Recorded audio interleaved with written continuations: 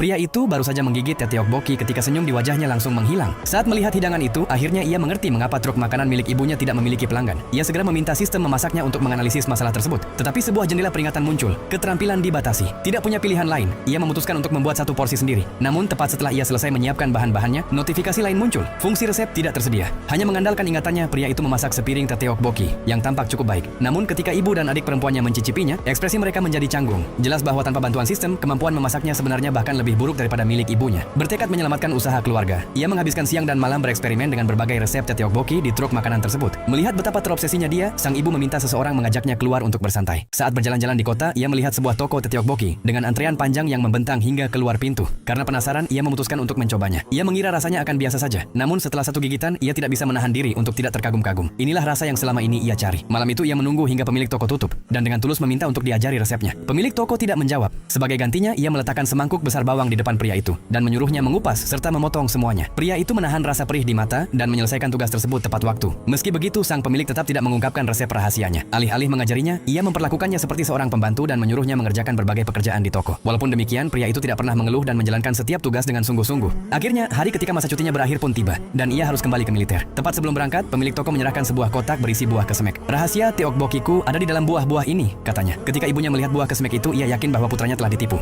Namun saat pria itu menggigit salah satunya, semuanya langsung menjadi jelas. Ia akhirnya memahami rahasia di balik rasa luar biasa tersebut. Menggunakan semua yang telah dipelajarinya selama beberapa hari terakhir, ia kembali membuat teh tteokbokki. Tepat sebelum menyajikannya, ia menambahkan beberapa potong buah kesemek. Ibu dan adik perempuannya mencicipinya dan langsung memuji rasanya. Manis alami dari buah kesemek berhasil menyeimbangkan pedasnya saus cabai, mengangkat cita rasa hidangan itu ke tingkat yang sama sekali baru. Berkat resep yang telah diperbaiki, truk makanan milik ibunya segera menjadi lebih populer daripada sebelumnya. Sementara itu, pria itu sudah berada dalam perjalanan kembali ke pangkalan militernya. Saat ia melangkah masuk ke pos penjagaan, sistem memasaknya tiba-tiba aktif kembali. Namun saat itu ia sudah menyadari satu hal penting, yang benar-benar membuat makanan menjadi lezat bukanlah sebuah sistem, melainkan tekad untuk terus maju setelah mengalami kegagalan yang tak terhitung jumlahnya, serta dedikasi untuk tidak pernah berhenti belajar.